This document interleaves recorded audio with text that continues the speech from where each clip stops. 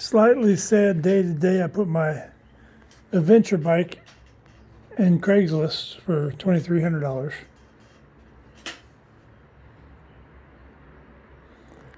The front forks is loosening up. It's kind of like sloppy. It might be in something loosening up in the hub up there.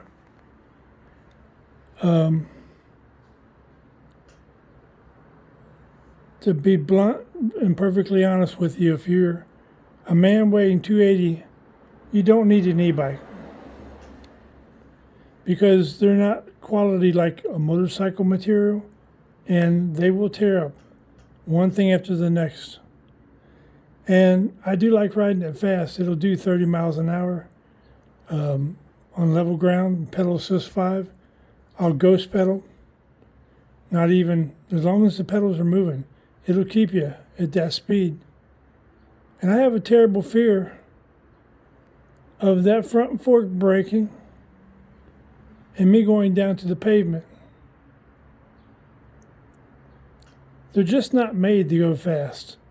They're not of the quality. From day one, that front fork, instead of bouncing up and down the way it should, it goes down, it gets stuck, and then it comes up. It's been like that from day one.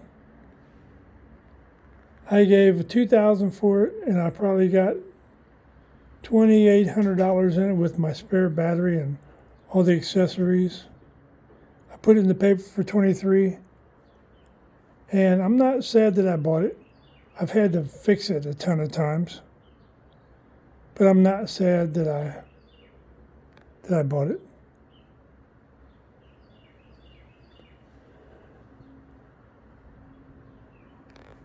I had a lot of fun on that bike. I've only had it, well, I got it this time last year. If you're a small person, go ahead and buy you one. But if you weigh 280 like me, it's not really made. They'll say, well, its weight is up to 350 pounds. That's not all that honest. And I'll tell you about the front forks. I put this in my other post, but when you tune the suspension to take the hits, to take the bumps the way you want to, you're only tuning one side. And when you lock out this suspension so it don't bounce at all, that mode is only for when you're strapping it in a trailer so the front suspension don't go down when you hit bumps. Because when you lock out the front fork, you're only locking it out on one side. I don't understand that concept at all. That means the one side's taken. You go riding it with the suspension locked out, that one side's taking all the hit, and the other side's wanting to flex a little bit.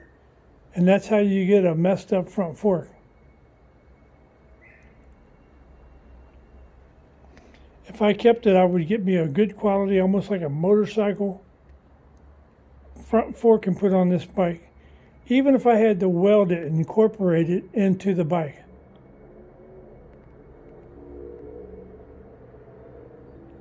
This bike is just like a ultralight or a paramotor or a sailboat. There's not a whole lot of times you can ride it because it's cold half the time, and then it rains half the time, and it's not like a car. You get in a car every day and you drive somewhere.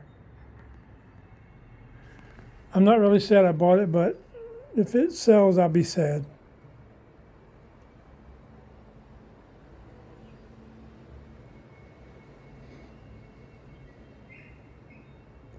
I'm old and I like to ride far distances, and on a nice hot sunny day, it's not too bad. But my body's just tired, folks.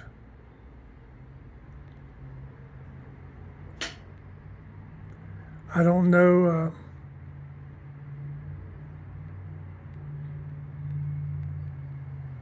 I kind of snuck in the window. You know, I knew when I bought it, I probably would not be physically able to ride it all the time.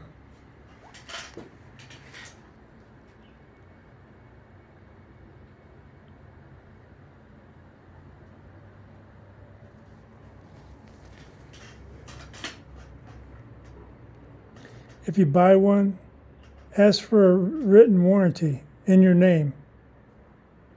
They won't give it to you because there is no warranty on most of these bikes. When you get up and spend $5,000 and $6,000, you'll get a warranty, but not on the $2,000 bike. I've heard it over and over and over again. Well, they said it was a warranty, but hell, my dealer, I got it with the front brake master cylinder, the piston ring blown out. You put your hand on the brake, and it just goes down to the floor. And you have to pump it and pump it. Had to fix that myself. My dealer could not even get Aventon to send parts for that.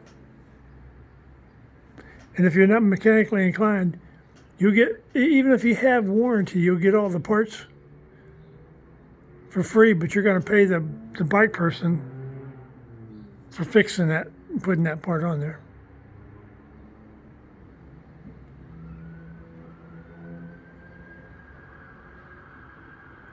Well, that's going to be a wrap. The Aventon Adventure. If you want to see it, it's on Craigslist. Cincinnati Craigslist. I'll sell it to you. $2,300 or best offer. It's only a year old. It's got less than 2,000 miles.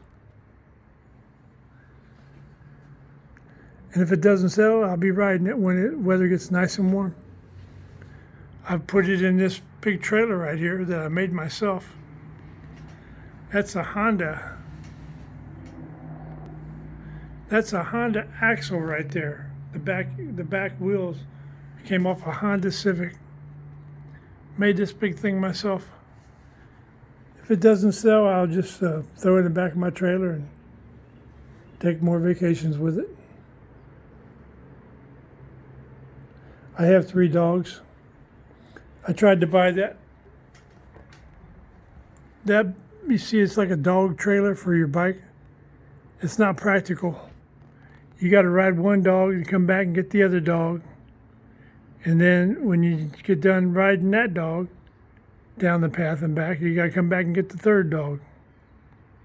Meanwhile, it's really hot inside the van, and the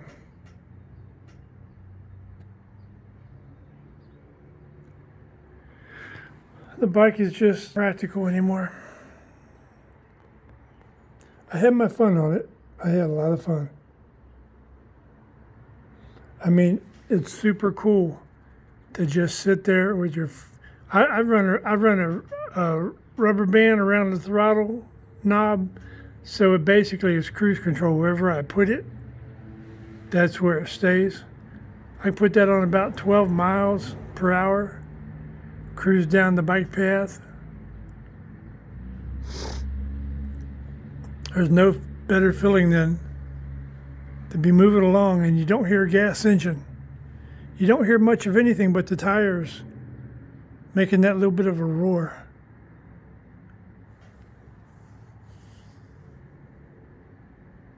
That's going to be a wrap.